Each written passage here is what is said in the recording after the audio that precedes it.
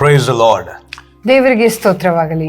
Greetings to you in the precious name of our Lord and Savior Jesus Christ. ಯೇಸು ಕ್ರಿಸ್ತನ ಸುಮಧುರ ನಾಮದಲ್ಲಿ ನಿಮ್ಮೆಲ್ಲರನ್ನು ವಂದಿಸುತ್ತೇನೆ. So today we would like to share from Luke chapter 18. ಇವತ್ತಿನ ವಾಕ್ಯ ಧ್ಯಾನಕ್ಕಾಗಿ ಲೂಕನು ಬರೆದ ಸುವಾರ್ತೆ 18ನೇ ಅಧ್ಯಾಯದಿಂದ ಮಾತನಾಡಲಿಕ್ಕೆ From ಇಷ್ಟಪಡ್ತೇನೆ. verse 35 we see 35ನೇ ವಚನದಿಂದ ನೋಡುತ್ತೇವೆ. Jesus is approaching towards Jericho. ಯೇಸು ಸ್ವಾಮಿ ಎರಿಕೋ ಪಟ್ಟಣವನ್ನು ಮುಟ್ಟುತ್ತಿದ್ದಾರೆ ಎಂಬುದಾಗಿ. So I believe that he has not reached Jericho but he was approaching Jericho. ನಾನು ನೆನೆಸುತ್ತೇನೆ ಆತನು ಇನ್ನೂ ಎರಿಕೋ ಪಟ್ಟಣ ಮುಟ್ಟಲಿಲ್ಲ, ಬಳಿಕ ಅಲ್ಲಿಗೆ ಹೋಗುತ್ತಿದ್ದಾರೆ ಎಂಬುದಾಗಿ. But while Jesus was approaching Jericho, ಯೇಸು ಸ್ವಾಮಿ ಎರಿಕೋ ಪಟ್ಟಣಕ್ಕೆ ಹೋಗುತ್ತಿರಬೇಕಾದ್ರೆ so a blind man sitting on the roadside who was a beggar, ಒಬ್ಬ ಕುರುಡನು ಆ ಒಂದು ರಸ್ತೆಯ ಬದಿಯಲ್ಲಿ ಆತನು ಭಿಕ್ಷೆ ಬೇಡುತ್ತಿರಬೇಕಾದ್ರೆ, so he came to know that there is a crowd walking along with Jesus.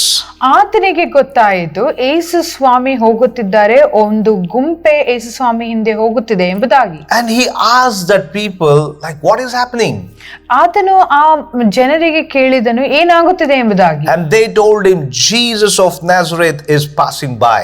ನಜರೇತಿನ ಯೇಸು ಇಲ್ಲಿ ಹಾದು ಹೋಗುತ್ತಿದ್ದಾರೆ ಎಂಬುದಾಗಿ ಹೇಳಿದರು. That moment was such a joyful moment in this blind man's life. ಆ ಒಂದು ಸಂದರ್ಭ ತುಂಬಾ ಸಂತೋಷದಿಂದ ಕೂಡಿದ ಸಂದರ್ಭವಾಗಿತ್ತು ಈ ಕುರುಡನಿಗೆ. Even though this man was outside Jericho, ಈ ಮನುಷ್ಯನು ಎರಿಕೋ ಪಟ್ಟಣಕ್ಕೆ ಹೊರಗೆ ಇದ್ದಾಗ್ಯೂ ಸಹ, but he had heard about the miracles of Jesus Christ. ಈತನು ಯೇಸು ಸ್ವಾಮಿಯ ಅದ್ಭುತ ಕಾರ್ಯಗಳ ಬಗ್ಗೆ ಕೇಳಿಸಿಕೊಂಡಿದ್ದ. So he has heard what Jesus has done to the blind, to the lame, and how Jesus has blessed a number of people. ಆತನು ಕೊಂಡಿದ್ದನು ಯೇಸು ಸ್ವಾಮಿ ಏನೊಂದು ಅದ್ಭುತ ಕಾರ್ಯಗಳನ್ನು ಆ ಕುರುಡರಿಗೆ ಕುಂಟರಿಗೆ ಮಾಡಿದನು ಎಂಬುದಾಗಿ. I thank God that the name and the power of Jesus also work outside the cities.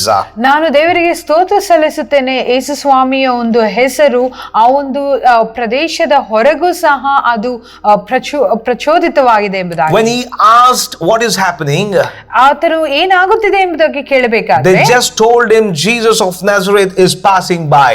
ಅವರು ಇಷ್ಟೇ ಹೇಳಿದರು, ನಜರೇತಿನ ಯೇಸು ಇಲ್ಲಿ ಹಾದಿ ಹೋಗುತ್ತಿದ್ದಾರೆ ಎಂಬುದಾಗಿ. So that name called Jesus ಆ ಒಂದು ಹೆಸರಾದಂತ ಯೇಸು gave a new spark to this blind man. ಅದು ಆ ಒಂದು ಕುರುಡನಲ್ಲಿ ಒಂದು ಒಳ್ಳೆಯ ಒಂದು ಹೊಸ ಹೊಳಪು ಕೊಟ್ಟಿತು. I believe inside there was a spark in his heart. ಆತನ ಹೃದಯದಲ್ಲಿ ಒಂದು ಹೊಸ ಒಂದು ಜ್ವಾಲೆ ಉಂಟಾಯಿತು. Even though he cannot see, ಆತನು ನೋಡ್ಲಿಕ್ಕೆ ಆಗದಿದ್ದರೂ ಸಹ he might have heard a number of things about Jesus.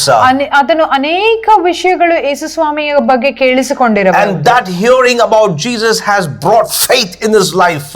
ಯೇಸು ಸ್ವಾಮಿಯ ಬಗ್ಗೆ ಕೇಳಿಸಿಕೊಂಡಿದ್ದು ಆತನ ಜೀವಿತದಲ್ಲಿ ಒಂದು ಹೊಸ ಕಾರ್ಯವನ್ನು ತಂದಿತು. Because the word of God says that the faith comes by hearing and hearing the word of God. ದೇವರ ವಾಕ್ಯವು ಹೇಳುತ್ತದೆ, ನಂಬಿಕೆ ಎನ್ನುವುದು ಕೇಳಿಸಿಕೊಳ್ಳುವುದರ ಬಲ್ಲಿ, ದೇವರ ವಾಕ್ಯವನ್ನು ಕೇಳಿಸಿಕೊಳ್ಳುವುದರಲ್ಲಿ ಬರುತ್ತದೆ. So all these days this blind man has heard about Jesus doing some miracles here and there in this place, this city, that town.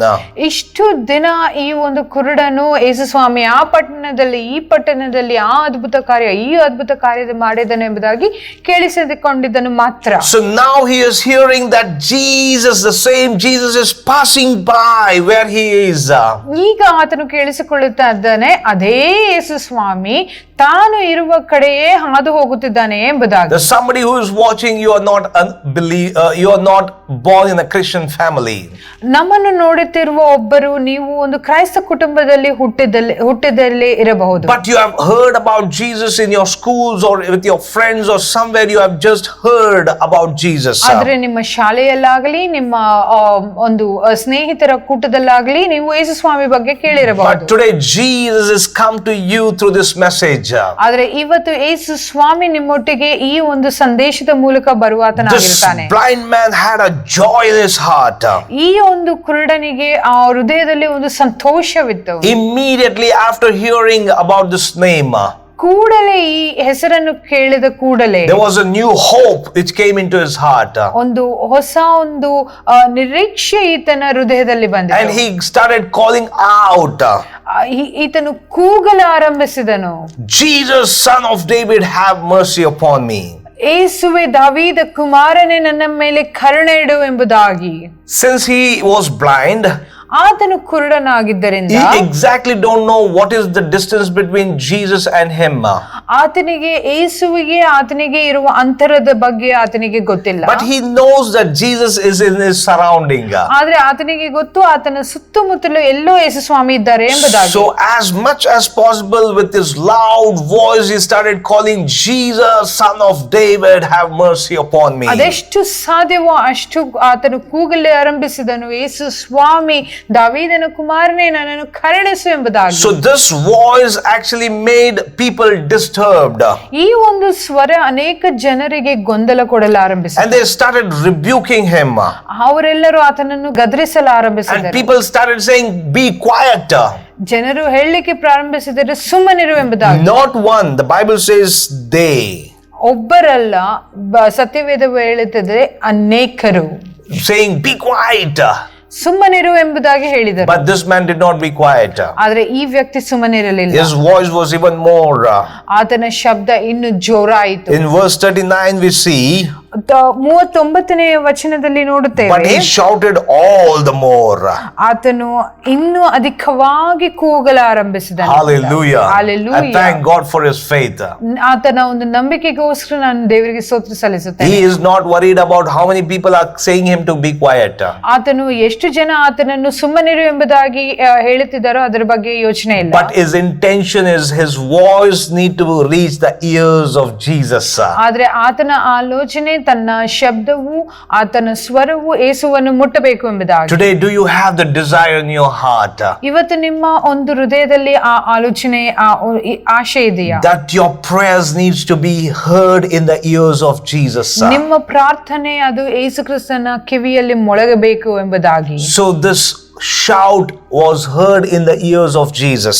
ಈ ಒಂದು ಕೂಗು ಯೇಸು ಕ್ರಿಸ್ತನ ಕಿವಿಯಲ್ಲಿ ಕೇಳಲ್ಪಟ್ಟಿತು. When this came into the ears of Jesus, ಇದು ಯೇಸು ಕ್ರಿಸ್ತನ ಕಿವಿಯಲ್ಲಿ ಕೇಳಲ್ಪಟ್ಟಾಗ Jesus, like others, he did not say be quiet, tell him to be quiet. ಯೇಸು ಕ್ರಿಸ್ತನು ಇತರರಂತೆ ಸುಮ್ಮನಿರು ಎಂಬುದಾಗಿ ಹೇಳಲಿಲ್ಲ. Jesus stopped and ordered. Jesus stopped. ಯೇಸು ಕ್ರಿಸ್ತನು ನಿಂತನು. Hallelujah. Hallelujah. A beggar is calling ಒಬ್ಬ ಭಿಕ್ಷೆ ಬೇಡುವ ಆತನು ಕೂಗಿದನು, and Lord is stopping. ಆ ದೇವರು ನಿಂತರು. A creator of everything, ಎಲ್ಲವನ್ನು ಸೃಷ್ಟಿಸಿದ ಆತನು, the God who made the heavens and the earth and the Prince of heaven, ಭೂಪರ ಲೋಕವನ್ನು ಸೃಷ್ಟಿಸಿದ ದೇವ ಕುಮಾರನು, he is called the Prince of heaven. ಆತನು ಪರಲೋಕದ ಒಂದು ಅರಸನೆಂಬುದಾಗಿ ಕರೆಯಲ್ಪಡಲಾಗುತ್ತದೆ. And this Jesus is stopping. ಈ ಯೇಸುವು ನಿಂತನು. Not because some king is calling, ಯಾವುದೋ ಒಬ್ಬ ರಾಜನು ಕರೆಯುತ್ತಿದ್ದಾನೆ ಎಂಬುದಾಗಿ ನಿಂತಿಲ್ಲ. but an ordinary beggar who is blind. ಬಳಿಕ ಒಬ್ಬ ಕುರುಡನು, ಒಂದು ಸಾಧಾರಣವಾದ ಕುರುಡನು ಕರೆದನೆಂಬುದಾಗಿ. No matter who you are, ನೀವ್ ಯಾರೇ ಆಗಿದ್ದರು, whether you are rich or poor, ನೀವು ಧನಿಕರೇ ಅಥವಾ ಬಡವರೇ ಆಗಿದ್ದರು, illiterate or illiterate, ನೀವು ಓದಿರುವಂತವರು, literate or illiterate, ಓದದೆ ಇರುವಂತವರಾಗಿರಬಹುದು, but whoever calls him, ಯಾರೇ ಆತನನ್ನು ಕೂಗಿದರು he will respond. ಆತನು ಸದುತ್ತರವನ್ನು ದಯಪಾಲಿಸುವನು. We see in the verse 40, ನಾವು 40ನೇ ವಚನದಲ್ಲಿ ನೋಡುತ್ತೇವೆ, Jesus stopped. ಯೇಸು ಕ್ರಿಸ್ತನು ನಿಂತನು. Wow. He Hallelujah. was approaching towards Jericho. ಆತನು ಯೆರಿಕೋ ಪಟ್ಟಣದ ಕಡೆಗೆ ಹೋಗುತ್ತಿದ್ದನು. Now there is a stop. ಈಗ ಒಂದು ಅಲ್ಲಿ ನಿಲ್ಲುವಿಕೆಯಾಗಿದೆ. Why? ಯಾಕೆ? Because of this man was calling the name of Jesus. ಯಾಕಂದ್ರೆ ಈ ಮನುಷ್ಯನು ಯೇಸು ಕ್ರಿಸ್ತನ ಹೆಸರನ್ನು ಕೂಗುತ್ತಿದ್ದನು. Do you call this name? ನೀವು ಈ ಹೆಸರನ್ನು ಕರೀಲಿಕ್ಕೆ ಇಷ್ಟಪಡುತ್ತಿದ್ದೀರಿ? Precious name above every other name. ಎಲ್ಲ ನಾಮಕ್ಕಿಂತ ಶ್ರೇಷ್ಠವಾದ ನಾಮವನ್ನು. The blindness in life is very difficult. ಒಂದು ಜೀವಿತದಲ್ಲಿರುವ ಒಂದು ಕುರುಡುತನ ಅದು ತುಂಬಾ ಕಠಿಣವಾಗಿದೆ. Because this makes that person constantly be in a darkness. ಯಾಕಂದ್ರೆ ಒಬ್ಬ ವ್ಯಕ್ತಿಯನ್ನು ಅಂಧಕಾರದಲ್ಲಿ ಅದು ಒಳಗಾಗುತ್ತದೆ. Constantly he is in darkness. ಆ ವ್ಯಕ್ತಿ ಅಂಧಕಾರದಲ್ಲಿ ಇರುವಾತನಾಗಿರುತ್ತಾನೆ. But now there is a light in his heart. ಆದ್ರೆ ಈಗ ಆತನ ಹೃದಯದಲ್ಲಿ ಆ ಒಂದು ಬೆಳಕು ಮೊಳೆಯುತ್ತದೆ. Knowing that this name can give me something. ಈ ಹೆಸರು ನನಗೇನೋ ಕೊಡುತ್ತದೆ ಎಂಬುದಾಗಿ. Yes, the name of Jesus Christ has something. ಯೇಸು ಕ್ರಿಸ್ತನ ಹೆಸರಿನಲ್ಲಿ ಏನೋ ಉಂಟು. It has an answers for your life. ನಿಮ್ಮ ಜೀವಿತಕ್ಕೆ ಬೇಕಾದಂತ ಉತ್ತರ ಉಂಟು. This name has the light. ಈ ಹೆಸರಿನಲ್ಲಿ ಬೆಳಕುಂಟು. This name has peace. ಈ ಬೆಳಕಿನಲ್ಲಿ ಒಂದು ಸಮಾಧಾನ ಉಂಟು. This name has healing. ಈ ಒಂದು ಹೆಸರಿನಲ್ಲಿ ಸ್ವಸ್ಥತೆ ಉಂಟು. This name has a new way. ಈ ಹೆಸರಿನಲ್ಲಿ ಒಂದು ಹೊಸ ದಾರಿ ಉಂಟು. And Jesus ordered the man to be brought to him. ಯೇಸು ಕ್ರಿಸ್ತನು ಆ ಮನುಷ್ಯನನ್ನು ಕರೆತರಿ ಎಂಬುದಾಗಿ ಹೇಳಿದರು. Hallelujah. Hallelujah. Jesus did not say, "Hey, who are you, man, calling at me like this?" ಯೇಸು ಕ್ರಿಸ್ತನು ನೀನು ಯಾರು, ನೀನು ಹೀಗೆ ಕರೆಯುತ್ತಿದ್ದ ಹೇಳಿಲ್ಲ. ನೀನೊಂದು ಸಾಧಾರಣ ಭಿಕ್ಷುಕ and you're calling my name. ನೀನು ನನ್ನ ಹೆಸರು ಕರೀತಾ ಇದೆಯಾ ಎಂಬುದಾಗಿ ಕೇಳಲಿಲ್ಲ. ಇಲ್ಲ. This Jesus understands every call. ಯೇಸು ಸ್ವಾಮಿಗೆ ಎಲ್ಲ ಒಂದು ಕರೆ ಗೊತ್ತುಂಟು. He understands the emotions and feelings behind that call. ಒಂದೊಂದು ಕರೆಯುವಿಕೆಯಲ್ಲಿ ಇರುವ ಒಂದೊಂದು ವೇದನೆ ಆತನಿಗೆ ಗೊತ್ತುಂಟು. When you call upon him, ನೀವು ಆತನನ್ನು ಕರೆಯಬೇಕಾದ್ರೆ he knows the deepest pains which is hidden in that. ಆತನಿಗೆ ಅದರಲ್ಲಿ ಅಡಗಿರುವ ನೋವು, ಆಳವಾದಂತ ನೋವು ಆತನು ಅರಿಯುವಾತನಾಗಿರುತ್ತಾನೆ. So he ordered the man to be brought to him. ಅಲ್ಲಿರುವ ಆ ಒಂದು ಜನರಿಗೆ ಹೇಳಿದರು ಆ ಮನುಷ್ಯನನ್ನು ಕರೆತರಿ ಎಂಬುದಾಗಿ. Hallelujah. Hallelujah. And when this man came, ಈ ಮನುಷ್ಯನು ಬಂದಾಗ Jesus is asking a question. ಯೇಸು ಒಂದು ಪ್ರಶ್ನೆ ಕೇಳುತ್ತಿದ್ದಾರೆ. Wherever Jesus asks a question, ಎಲ್ಲಿ ಯೇಸು ಸ್ವಾಮಿ ಒಂದು ಪ್ರಶ್ನೆ ಕೇಳಿದರು, it's all interesting. ಅದು ಒಂದು ತುಂಬಾ ಆಶ್ಚರ್ಯಕರವಾಗಿರುತ್ತದೆ. It will be different. ಅದು ಒಂದು ವಿಭಿನ್ನವಾಗಿರುತ್ತದೆ. So here he is asking, what do you want me to do for you?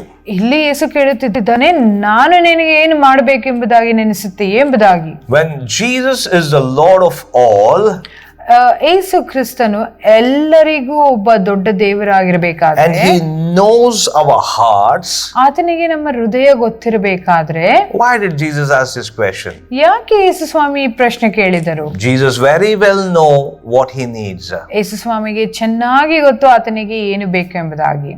But ಆದರೆ he wants to hear from his mouth. ಆದ್ರೆ ಆತನ ಬಾಯಿಂದ ಕೇಳಲಿಕ್ಕೆ ಆತನು ಅಪೇಕ್ಷಿಸುತ್ತಿದ್ದಾನೆ. Because this man who was born blind, ಯಾಕಂದ್ರೆ ಈ ಹುಟ್ಟು ಕುರುಡನು, he constantly was asking people for money.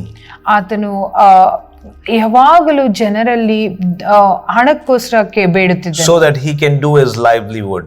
ಆತನು ತನ್ನ ಜೀವನ ಸಾಗಿಸಲಿಕ್ಕೆ. So now Jesus wants to check out, ಈಗ ಯೇಸು ಸ್ವಾಮಿ ಆತನನ್ನು ಪರೀಕ್ಷಿಸುತ್ತಿದ್ದಾರೆ, how and what is his faith? ಆತನ ನಂಬಿಕೆ ಏನು ಎಂಬುದಾಗಿ. Will he ask for money? ಆತನು ಹಣ ಕೇಳುತ್ತಿದ್ದಾನೋ, or he wants to ask something else? ಅಥವಾ ಬೇರೆ ಏನಾದ್ರೂ ಕೇಳುತ್ತಿದ್ದಾನೋ ಎಂಬುದಾಗಿ. This man who had a habit of asking money with everyone, ಈ ಮನುಷ್ಯನು ಎಲ್ಲರಲ್ಲಿ ಹಣ ಕೇಳುವಾತನು, maybe there was doctors passing by, even with doctors he did not ask that he wants to see, he asked for money. ಅನೇಕ ವೈದ್ಯಕೀಯರು ಆ ಒಂದು ಹಾದಿಯಲ್ಲಿ ಹೋಗಿರಬಹುದು, ಆದ್ರೆ ಆತನು ಅಲ್ಲಿ ಸ್ವಸ್ಥತೆ ಕೇಳಲಿಲ್ಲ, ಆದ್ರೆ ಬಳಿಕ ಒಂದು ಹಣ ಕೇಳಿದನು. But when Jesus is asking, what do you want me to do for you? ಆದ್ರೆ ಯೇಸು ಸ್ವಾಮಿ ನಾನು ನಿನಗೆ ಏನು ಮಾಡಬೇಕೆಂಬುದಾಗಿ ಅಪೇಕ್ಷಿಸುತ್ತೇನೆ. This blind man is saying, Lord, ಈ ಮನುಷ್ಯನು ಕುರುಡನು ಹೇಳುತ್ತಿದ್ದಾನೆ, ದೇವರೇ, I want to see. ನಾನು ನೋಡಬೇಕು ಎಂಬುದಾಗಿ. He did not ask for money. ಆತನು ಹಣ ಕೇಳಲಿಲ್ಲ, I want to see. ನಾನು ನೋಡಬೇಕು ಎಂಬುದಾಗಿ. See the faith of this blind man. ಈ ಒಂದು ಕುರುಡನ ಒಂದು ನಂಬಿಕೆಯನ್ನು ನೋಡಿ, he had that assurance in his heart that this Jesus will be helping me to have an eye to see. ಈತನಿಗೆ ಆ ಒಂದು ನಂಬಿಕೆ ಉಂಟು, ಈ ಯೇಸು ಸ್ವಾಮಿ ನನಗೆ ಒಂದು ದೃಷ್ಟಿಯನ್ನು ನೋಡಲಿಕ್ಕೆ ಕೊಡುತ್ತಾನೆ ಎಂಬುದಾಗಿ. When you pray, ನೀವು ಪ್ರಾರ್ಥಿಸಬೇಕಾದ್ರೆ tell God what you need. ದೇವರಿಗೆ ಹೇಳಿ ನಿಮಗೆ ಏನು ಬೇಕು ಎಂಬುದಾಗಿ. When the Lord asks you, what do you want me to do? ದೇವರು ನಿಮ್ಮನ್ನು ಕೇಳಿದಾಗ ನಾನು ನಿನಗೆ ಏನು ಮಾಡಲಿಕ್ಕೆ ಇಷ್ಟಪಡುತ್ತೀಯ ಎಂಬುದಾಗಿ. Tell exactly what you want him to do. ನಿಮಗೆ ಏನ್ ಮಾಡಬೇಕೋ ಅದನ್ನು ಆತನಿಗೆ ಕೇಳಿ. And he will grant our needs and not our greeds. ಆತನು ನಮಗೆ ಅವಶ್ಯಕತೆಯನ್ನು ಪೂರೈಸುತ್ತಾನೆ, ನಮ್ಮ ಒಂದು ಯಥೇಚ್ಛವಾಗಿ ಇನ್ನು ಬೇಡುವಂತದ್ದನ್ನ ಅಲ್ಲ. Hallelujah. Hallelujah. And Jesus said to him, ಯೇಸು ಸ್ವಾಮಿ ಆತನಿಗೆ ಹೇಳಿದರು, receive your sight, your faith has healed you. ನಿನ್ನ ಒಂದು ದೃಷ್ಟಿಯನ್ನು ನೀನು ಪಡೆಕೋ, ನಿನ್ನ ಒಂದು ನಂಬಿಕೆ ನಿನ್ನನ್ನು ಸ್ವಸ್ಥಪಡಿಸಿದೆ. What you have asked with me, ನನ್ನನ್ನು ಕೇಳಿಕೊಂಡಿದ್ದನ್ನು I have answered to you. ನಾನು ನಿನಗೆ ಸದುತ್ತರವನ್ನು When ದಯಪಾಲಿಸಿದ್ದೇನೆ. you ask Jesus, ನೀವು ಯೇಸು ಸ್ವಾಮಿಯನ್ನು ಕೇಳಿಕೊಂಡಾಗ according to his will, ಆತನ ಒಂದು ಇಚ್ಛೆಯ ಮೇರೆಗೆ he will answer that. ಆತನು ಅದನ್ನು ನಿಮಗೆ ಸದುತ್ತರವನ್ನು ದಯಪಾಲಿಸುತ್ತಾನೆ. Receive your sight. ನಿನ್ನ ಒಂದು ಕಣ್ಣನ್ನು ನೀನು ನಿನ್ನ ದೃಷ್ಟಿಯನ್ನು ನೀನು ಪಡೆಕೋ ಎಂಬುದಾಗಿ. While watching and hearing this message, ಈ ವಾಕ್ಯವನ್ನು ಕೇಳಿ ನೋಡ್ಬೇಕಾದ್ರೆ, if Jesus is asking you the same question, ಯೇಸು ಸ್ವಾಮಿ ನಿಮ್ಗೆ ಇದೇ ಪ್ರಶ್ನೆ ಕೇಳಬೇಕಾದ್ರೆ, what do you want me to do for you? ನಿನಗೆ ಏನು ಮಾಡಬೇಕು ಎಂಬುದಾಗಿ ಅಪೇಕ್ಷಿಸುತ್ತೆ ಎಂಬ What will you ask? ನೀವೇನು ಕೇಳುತ್ತೀರಾ? You receive it in Jesus' name. ನೀವು ಅದನ್ನು ಯೇಸು ಕ್ರಿಸ್ತನ ನಾಮದಲ್ಲಿ ಹೊಂದುತ್ತೀರಿ. Not the greed, ನಿಮ್ಮ ಒಂದು ಯಥೇಚ್ಛವಾದ ಅಪೇಕ್ಷೆ ಅಲ್ಲ, but your need he will provide. ಆದರೆ ನಿಮಗೆ ಅಗತ್ಯವಾಗಿ ಬೇಕಾಗಿರುವುದು. Jesus know that this blind man need eyes. ಯೇಸು ಸ್ವಾಮಿಗೆ ಗೊತ್ತು ಈ ಕುರುಡನಿಗೆ ಕಣ್ಣು ಬೇಕು, ದೃಷ್ಟಿ ಬೇಕು ಎಂಬುದಾಗಿ. Just imagine, ಆಲೋಚಿಸಿ, if this blind man would have said, Jesus, ಈ ಕುರುಡನು ಯೇಸು ಸ್ವಾಮಿಗೆ ಹೇಳಿದ್ದರೆ, Jesus, all these people are not calling my name, they are calling me blind man. ಯೇಸು ಸ್ವಾಮಿ, ಈ ಜನರೆಲ್ಲ ನನ್ನನ್ನ ಹೆಸರಿಡು ಕರೀತಾ ಇಲ್ಲ, ನನ್ನ ಕುರುಡ ಎಂಬುದಾಗಿ ಕರೀತಾ ಇದ್ದಾರೆ. Make them all blind. ಅವರನ್ನೆಲ್ಲನೂ ಕುರುಡನಾಗಿ ಮಾಡುವಂತದಾಗಿ. Will Jesus answer those prayers? ಅಂತ ಪ್ರಾರ್ಥನೆಯನ್ನು ದೇವರು ದಯಪಾಲಿಸುತ್ತಾರಾ? He will not do that. ಅಂತದ್ದು ಇಲ್ಲ. So ask your need. ನಿಮಗೆ ಏನು ಬೇಕಾಗಿದೆಯೋ ಅಗತ್ಯತೆ ಅದು ಮಾತ್ರ ಕೇಳಿ. Because Jesus will never answer the greed. ಯಾಕೆಂದ್ರೆ ಯೇಸು ಸ್ವಾಮಿ ಬೇಕಾದಕ್ಕಿಂತ ಹೆಚ್ಚಾಗಿ ಕೇಳಿದರೆ ಅದನ್ನು ದಯಪಾಲಿಸುವುದಿಲ್ಲ. And in verse 43 we see, 43ನೇ ವಚನದಲ್ಲಿ ನಾವು ನೋಡುತ್ತೇವೆ, immediately ಕೂಡಲೇ he received his sight. ಆತನಿಗೆ ದೃಷ್ಟಿ ಬಂತು. Immediately. ಕೂಡಲೇ. Born blind. ಹುಟ್ಟು ಕುರುಡನು has received immediately. ಆತನು ತಕ್ಷಣವೇ received it. ಆತನು ದೃಷ್ಟಿಯನ್ನು ಹೊಂದಿದನು. Receive it by faith in Jesus' name. ನಂಬಿಕೆಯಿಂದ ಯೇಸು ಕ್ರಿಸ್ತನ ನಾಮದಲ್ಲಿ ಅದು ಹೊಂದಿಕೊಳ್ಳಿ. Hallelujah. Hallelujah. But today why many of us are not receiving the blessings that we need? ಇವತ್ತು ಯಾಕೆ ಅನೇಕರು ದೇವರು ಕೊಟ್ಟಿರುವ ಆಶೀರ್ವಾದವನ್ನು ನಾವು ಹೊಂದುತ್ತಿಲ್ಲ? Because ಯಾಕೆಂದರೆ after receiving the blessing, ಆ ಒಂದು ಆಶೀರ್ವಾದವನ್ನು ಹೊಂದಿಕೊಂಡ ಮೇಲೆ we leave the blesser. ಆ ಒಂದು ಆಶೀರ್ವದಿಸಿದವರನ್ನು ನಾವು ಬಿಟ್ಟು ಬಿಡುತ್ತೇವೆ. Hallelujah. Hallelujah. But here when we see, ಆದ್ರೆ ಇಲ್ಲಿ ನಾವು ನೋಡಬೇಕಾದ್ರೆ, this blind man ಈ ಒಂದು ಹುಟ್ಟು ಕುರುಡನು received immediately the eyesight ಆತನು ಕೂಡಲೇ ಆತನ ದೃಷ್ಟಿಯನ್ನು ಪಡೆಕೊಂಡನು and followed Jesus. ಆತನು ಯೇಸುವನ್ನು ಹಿಂಬಾಲಿಸಿದನು. That should be the heart of every believer. ಅದು ನಮ್ಮ ಒಬ್ಬೊಬ್ಬ ವಿಶ್ವಾಸಿಯ ಹೃದಯವೂ ಆಗಿರಬೇಕು. That to follow Jesus. ಅದು ಯೇಸುವನ್ನು ಹಿಂಬಾಲಿಸುವುದು. In this world, ಈ ಲೋಕದಲ್ಲಿ there are many great philosophers and many scientists and many people who came. ಅನೇಕ ದೊಡ್ಡ ದೊಡ್ಡ ಜ್ಞಾನಿಗಳು ಇರಬಹುದು. But none of them had the guts to say to follow me.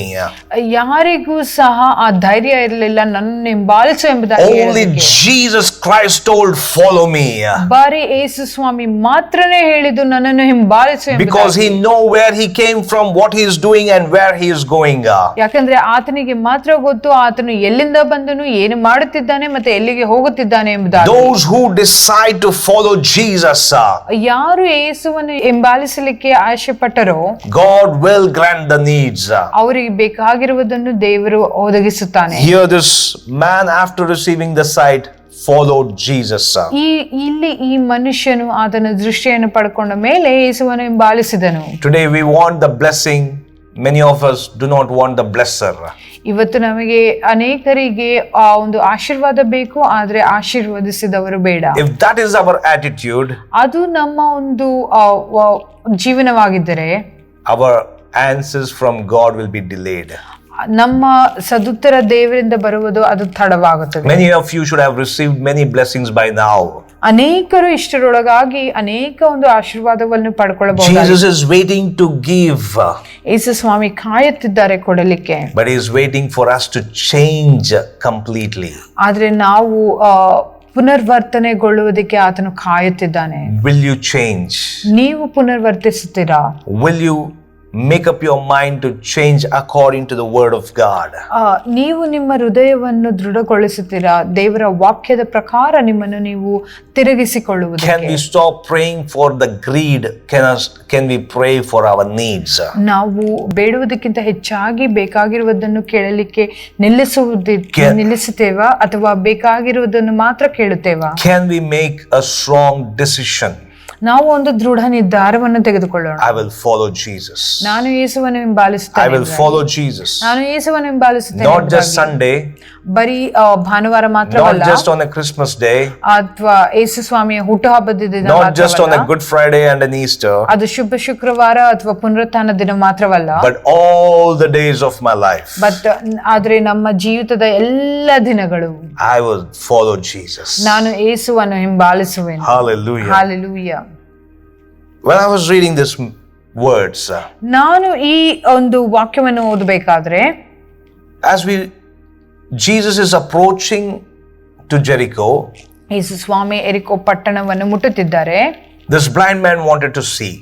ಈ ಹುಟ್ಟುಕುರುಡನ್ನು ನೋಡಬೇಕೆಂಬುದಾಗಿ ಅಪೇಕ್ಷಿಸಿದನು. But once Jesus entered the Jericho, ಆದ್ರೆ ಒಮ್ಮೆ ಯೇಸು ಸ್ವಾಮಿ ಎರಿಕೋ ಪಟ್ಟಣವನ್ನು ಮುಟ್ಟಿದಾಗ, there is one more man who have an eyes also wanted to see Jesus.